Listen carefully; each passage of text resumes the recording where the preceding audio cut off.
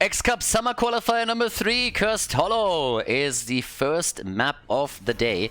We got Team Ash going up against Inting for Ruby, and we are in the round of 8 in the quarterfinals, which means that this is still a best of 1. So again, as usual, we have with every single X-Cup season, we have 10 qualifiers, well, 10 qualification tournaments, and teams can qualify for the playoffs where there's 4,000 euros of prize money on the line by simply playing through those qualifiers, gathering points as they progress through the tournament.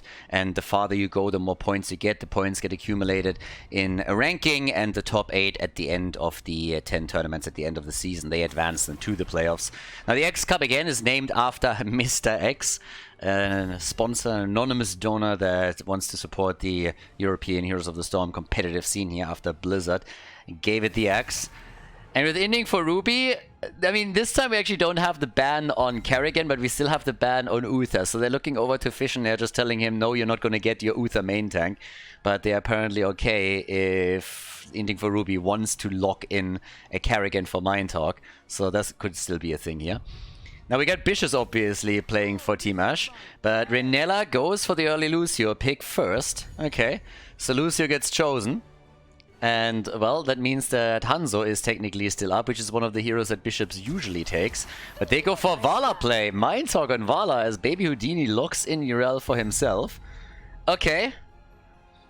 Yeah, call me intrigued, because now we could see a double support for them, or they could just simply play a multi-shot style if they're looking for additional wave clear. But it's a very early commitment to Vala that they are showing here. And of course it leaves a lot of those preference picks that we talked in previous series up for Team Ash. Dehaka for my try, and now more importantly, what are we going to get for the first damage dealer? Is it going to be once again... No, Bishops with Sylvanas. So no Hanzo this time.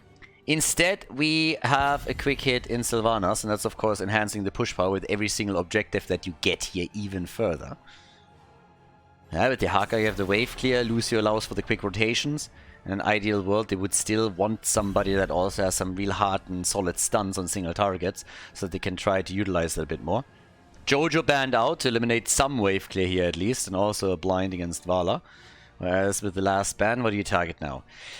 I mean, if they're really worried about it, they could ban Kerrigan. I don't think it's going to happen. Currently, it seems that Mind Talk is going to be the one playing Vala, but they can always swap that around. Instead, it's one of the support that gets attacked, so Brightwing not going to be played, which means no polymorph, no polybomb.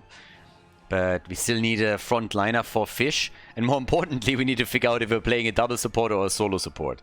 So, yeah, that's the bigger question here. Because if Vala really wants to go into an auto-attack style, then that would make a lot of sense. And here comes Chen and Oriel. Okay, Chen main tank. Looks a little bit like the good old Fnatic McDonald's strategy. Not quite the correct map for it, though. And obviously, you can't play that strategy anymore, because Blizzard changed the way that experience is being collected by teams once they start to destroy structures. You don't get that big fat chunk of EXP right at the start when you destroy a fort, for example. Instead, now it is an increase in the passive experience that you gain over time. Garrosh and Chromie! Nanopy with the Chrome Star. And with Oriel, was Galnagul now go for the last pick now? Do we get that double support with them? Can definitely try to keep the Panda alive here. Not a lot of CC on the other hand for them. Bit of a problem, of course. I mean, you got Urel here. You got some. You got the whip from Oriel, you have Urel, but we're not looking at, like, you know, Storm Bolts, Garrosh, Dehaka with that Tong. So you're missing a bit, especially at the front. And here's the second support. Galnagulna with Stukov. And with that, everybody, we're heading into the first match of the day. Cursed Hollow between Team Ash and Inting for Ruby. Team Ash against Inting for Ruby. And we are starting things off with Renella on Lucio, Bishops on Sylvanas, Farlander playing Garrosh, Dehaka played by my try, and Chromie played by Nanopy. And as expected, on the right side of the map, it is Mind Talk with Creed of the Hunter. Auto attack style, straight up for the stacks, and the quest Gambit. We got Fish on Chen, Galnagul now on Stukov, Baby Houdini on Urel, and Nox is playing Oriel. Again, this was to be expected. If you're going for a double support Vala, obviously you're going to go for mass stacking. So we already have them sitting here in the middle, hiding a little bit, by the way. It's kind of wild that we have the red team going for the tower push now instead of the blue team who's running Sylvanas here, but I guess both teams are fully aware that they have the capability to do that because we got Chen. But seems like we're gonna go for a bit of a party bush here. The Chinese bush meta is saying hello as they're trying to trap them. But yeah, here comes the move. They're a little bit too late to get a gank up on Chromie, but he's still got Chen at least in the mix. So there's that. And Vala, yeah, that's not a good start. They're actually trying to save Vala to make sure that Mind Talk doesn't die. That's more or less important. You don't want to lose your Gambit stacks this early. But can you imagine going into a solo damage Vala, trying to really get the stacks together, and then you get flipped over the wall instantly? Same happens to Chen, but at least he can jump out.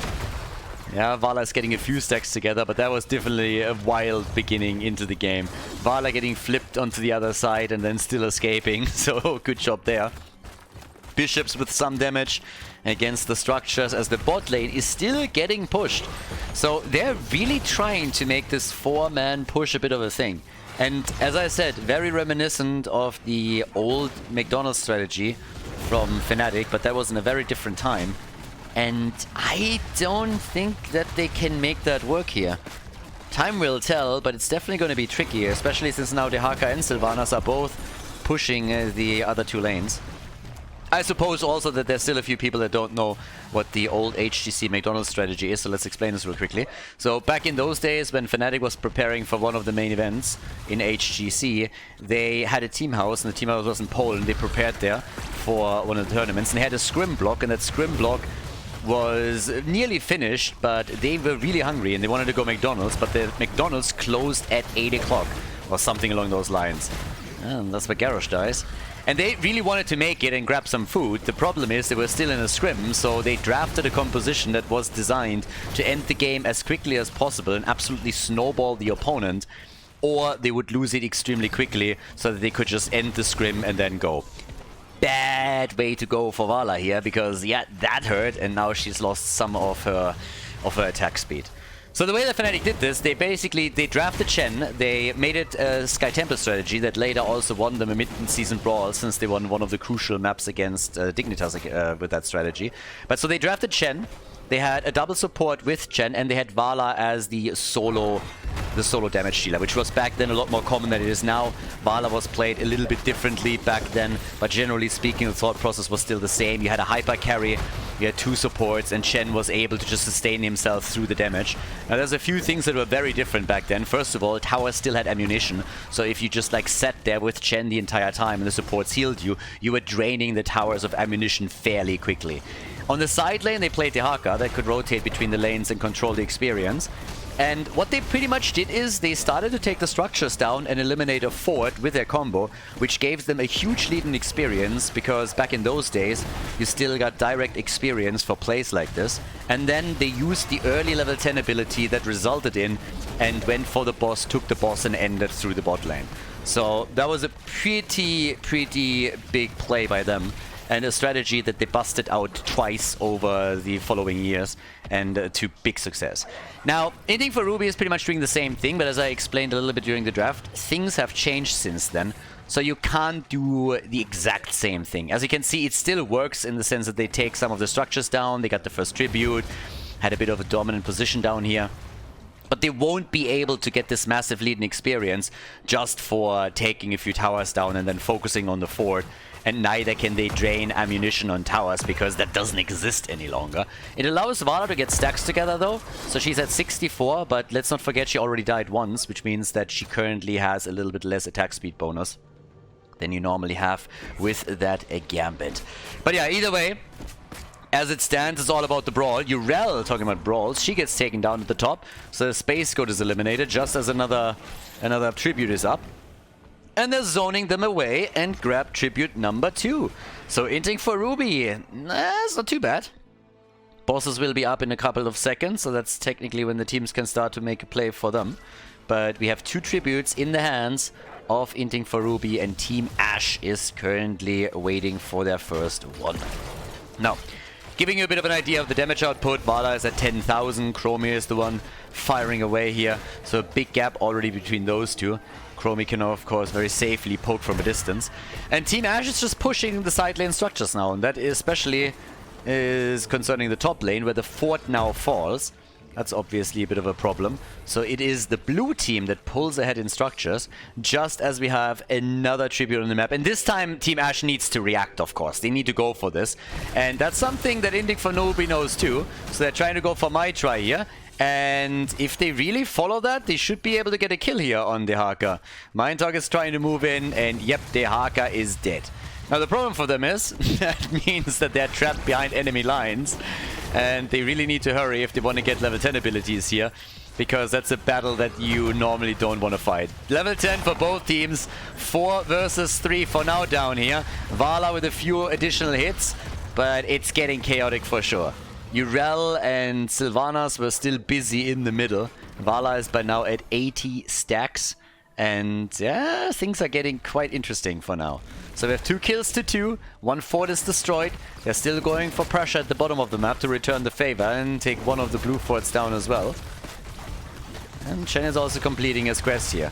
Farlander coming in. Chromie already with the ult. Big shove coming through. Nice. The Haka is here too. Still top side where the tribute is currently up. It is Urel against Sylvanas, but down at the bottom of the map in the big battle, it seems like we might see Fishfall, at least for a second. It seemed like he's going to be the one to die, but he didn't. And Sylvanas is still hoping to get the channel. And Urel is allowing it this time. The battle bot side still continuing. Eeg is used against the fish and the double support, keeping them in play. Farlander in trouble and gets saved by Lucio. Massive push now coming out from Inting for Ruby, as they are just not letting up on this. The tribute was by now channeled by Team Ash, but they are in hell and high water down here at the bot lane, trying to desperately keep anything alive here. We got the Kek, by the way, and they are going straight up for the boss. So they don't even care that the opponent might see this. Sylvanas is still in the middle and is also showing herself. So this is going to be a boss that gets taken. The problem, of course, for the red team is that they might have to sacrifice their fort for it, which is a fantastic trade for Team Ash. So here we go. Boss is taken. Mid fort is about to be destroyed, and it looks more and more as if Inting for Ruby is deciding that they're going to push with this boss and trying to go for a keep here. Now, if they can pull that off, then of course sacrificing a bit of that mid lane is absolutely worth it. But if, on the other hand, Team Ash is now shutting this down hard, then the situation on the map is gonna favor the blue team instead. But here comes that push. 100 stacks already for Vala, and we got them going here straight away with the 18,000 damage for Vala, 37 for Chromie. The Chromes with a big push for the backline. In comes the Aegis, the play for Nox, and it's the end of Oriel. They need a kill on Chromie at least, and they get it. Chromie down, the curse happened as well. Blue team is cursed, but Vala dies. That's another Gambit stack removed, but they might still be able to make a play for the keep here. But obviously they're running out of heroes. There are only 3 heroes on the attack, 4 defenders, no real damage dealer, just the 2 frontliners and Stukov, and they're trying as best they can to get some value. The boss still pushing, mid lane fort gets attacked, the rest of the team on the move down at the bottom of the map. Fish has to jump out and should be able to retreat here. The bottom keep is still in play. Down to 50% HP, but it survives for now in the mid lane. The fort likely is going to be destroyed, and up at the top we could see another play for the next structure by Inting for Ruby. So the play didn't quite work out the way that they intended, unfortunately for them. Of course, taking the keep was great, but if you think about it, they just used their curse and they also used the boss in order to accomplish very little. Now, if they get the boss at the top now, that might change again, but there's a lot of ifs and whens always in play here. The barrel is also up. They take the boss? Yes, easily. And now the question, of course, becomes, can they also get some kills? And they start things off with dropping Lucio, so he's dead. Now the move straight for Farlander. He's on the run too. Boss is moving to the top. Farlander, the big whip coming out. And that's a double kill now, as Lucio and Garrosh have both been obliterated. Topside push is ongoing. And I gotta say, Inting for Ruby, maybe not every single one of the moves is perfect, but they are doing, generally speaking, an absolute great job here. Big shove on Bishops, and yeah, he has no way escaping this. They gank up from him from every single angle, and it is just insane. Absolutely insane. 6 kills, 2-4 now in favor of Inting for Ruby. And this is the first time that I see them do this well with that strategy that they've been playing now a few times in the past already. So that could honestly lead to a keep being destroyed. I mean, they are with the Siege Giants now going for that wall. Sylvanas is still dead. The boss obviously not that strong yet, since we're still in the early stage of the game, only 10 minutes in. But we're close to level 16. Aegis used to deny the temporal loop. And here comes the push. Sylvanas is back. They're still trying to get some damage in. But they gotta be careful here. Half a level until 16, and that's something that Inting for Ruby, of course, wants. So they're playing this very, very safe now. 2 of the keeps are now down to 50% HP. They go for Bishops again. And he nearly falls, but is saved once more. Another shove coming out. Vala with 142 stacks, trying to get for the 3rd quest reward here, as she already lost 2 Gambit stacks. But the fish gets attacked and gets flipped in by Garrosh, and that should be the end of it. But there comes the heal from Auriel. The double support doing their best to save the Panda, but he finally falls. And everybody is on the retreat. Big wave in the middle. This one is going to guarantee a level 16 if they get to it. But the team is still being chased, and that of course is the biggest problem. So Auriel is already, or Urel is already the one moving away here. But here comes the flank. Shove being dodged, and that is Vala eliminated. Inting for Ruby. Yeah, they're losing both of their supports. And of course now we got 1 tribute up. Urel is moving back out after she just took another wave on. So now we have 16 versus 16 talents for the 2 teams. That gives us Manticore. But the keep gets attacked, and Team Ash is just punishing Inting for Ruby for overstaying their welcome a bit on the left side of the map. But the keep hasn't fallen yet, so currently they're doing still a good job defending it as best they can, and they're going for Farland to shut this push down very quickly by eliminating the front line, and are able to pull that off. So yeah, goodbye. We got on the bottom of the map, yeah, Renilla most likely going to try and get another tribute for them. That would be the 2nd one. 7 kills to 7. And with the catapults, it forces Mitrite to go back, or they would lose the keep here. So he has to defend, which allows a quick move by Inting for Ruby towards the tribute. They take possession of the area and lock it in. Nice. Yeah, and of course also a little bit of push power here. Trying to go into the mid lane with Bishop side lane pressuring again. Something that Dino in particular popularized quite a lot. But they are pulling that off too.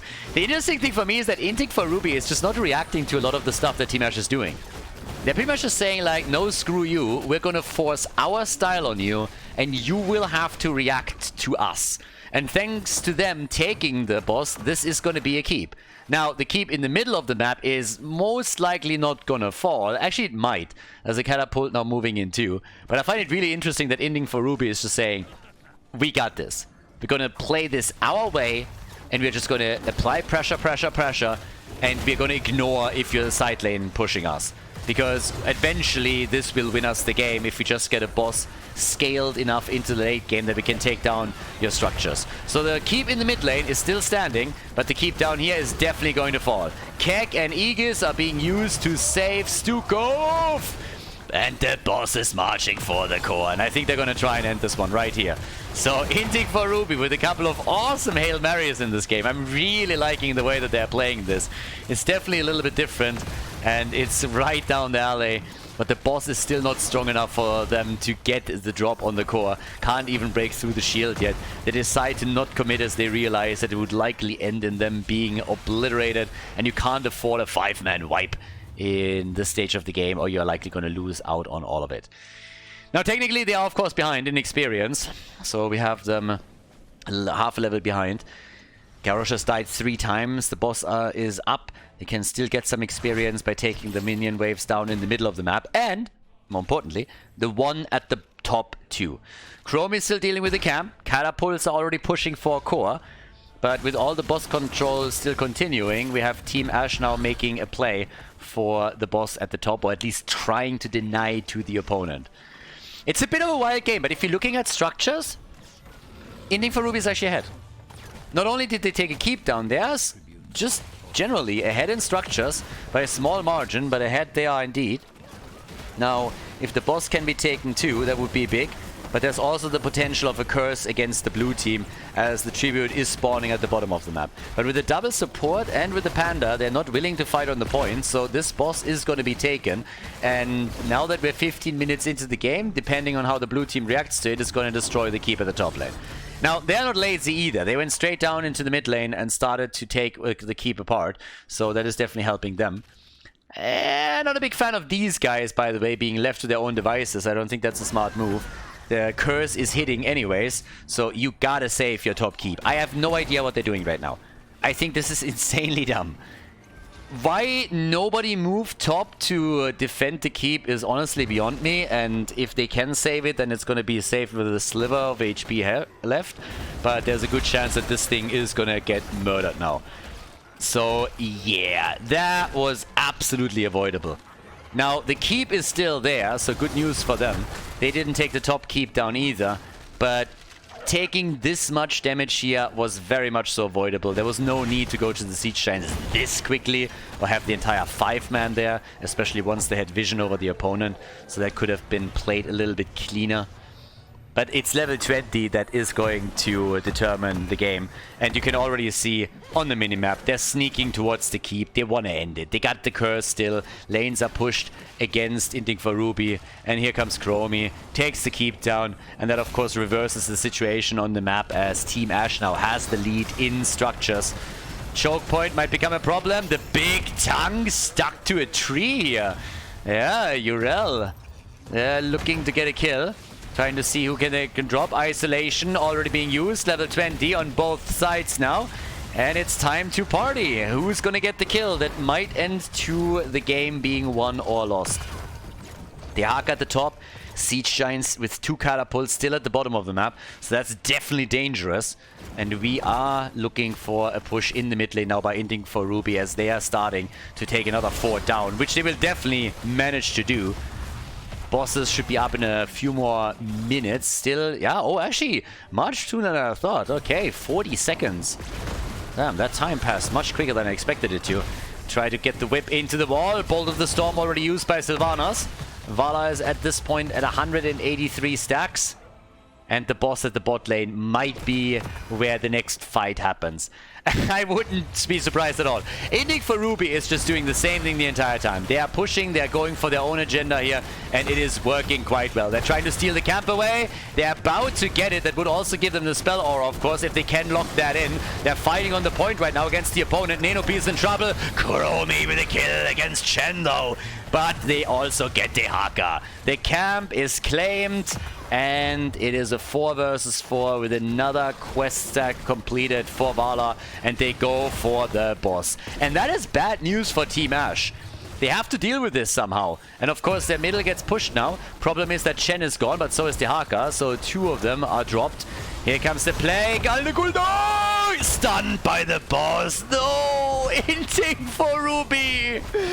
Oh, every single time. Why? It worked out so well for them until this point in the game. But here, the stun on Stukov as he dies. Now the pressure with the boss down at the bottom of the map. They're going for the Siege Giants as well. Oh, what a fight. Inting for Ruby had a couple of really nice moments in this game where they just always went for the initiative. They went on the aggression, and now they're currently getting punished for it. Ah, this is rough. Now, the tribute gets channeled and they are not out of this yet, but obviously this is going to be a dangerous push now. We have Dehaka quickly defeating another catapult on the left side of the map. The heroes are going to be back soon, but now with 11 kills, 2-9, we got the pressure play on the bot lane as the final keep is attacked by Team Ash. Gonna try and go for it right here. So, the keep, yeah, let's be honest, this one's gonna fall. So every single keep is destroyed. And there's still 2 keeps on the map for the blue team. But again, we have Inting for Ruby still with a decent job overall. Obviously, they were trying to do the same thing each time, just like trying to force the battle around the bosses since they felt that their own composition is much better for zone control to sustain them through the fight with the double support and then get the objective, in this case, being the boss. And of course, a couple of kills. And it nearly worked in that last encounter too, but now we have Urel being caught down here at the bottom, which is a big problem too. Dodging out on most of it though, and now trying to turn it around with Chen starting to dive in deep. Sylvanas isn't here yet. She's pushing for the middle, so she's trying to threaten the core a bit while the rest of the team is looking for kills. And honestly, they might get Lulcio. Renella is attacked and is dead. Renella is dead, but Sylvanas is pushing catapults to the core now and trying to end the game here. They're still chasing Farlander. Shot after shot is being fired. The shield gets attacked on the Rats team core. They're still alive for now, but the catapults, they are already getting dropped by the minions. So this is not something where Team Ash is going to claim victory. But at least they forced them back. And that allows a free channel from Nenopi on the Tribute. And honestly, what kind of insane game is this? This is how we are starting today's games up with. This is only the opening that we have. A best of one between the two teams, and it is a fantastic game. It's a wild one. Don't get me wrong, plenty of mistakes on both sides and also decision making that you might not see in a lot of other games that we have here. But it is still kind of wild to me that we're now in a situation where we're 22 minutes into Cursed Hollow, where boss after boss was prioritized throughout the entire game, and now Team Ash is hoping for some sneaky kill on Urel, maybe even for a backdoor. They're threatening wherever they can to keep them away from the bosses too. Another wall stun. Vala by now on 250. Look at Farlander. Farlander's dead. Farlander is dead, but then again, with not a single... Is he really? Ah, there's the slow. Yeah, so he should die, but Stukov is also low, and Stukov falls first. But they still got a support. So there's no tank, but they got the support dropped. This is the big problem though. Catapults are there. Chen is now also dead. That's an issue, and the blue team turns it around. So the shields are falling quickly, and it seems like Team Ash might be victorious here. Turns out that killing every single keep that your opponent has is a pretty good thing for you to happen in Heroes of the Storm. So while the catapults are going full Winion on us and take the hit points down, the team is still attempting to brawl it out there. The isolation is missing, but things are not looking good. The end of Oriel marks likely the end of the game. Vala dies too, and this is the move for the finale as we have Team Ash advancing to the next round of this tournament. They move on to the semifinals, taking down Inting for Rubio and Cursed Hollow in their quarterfinal. GG.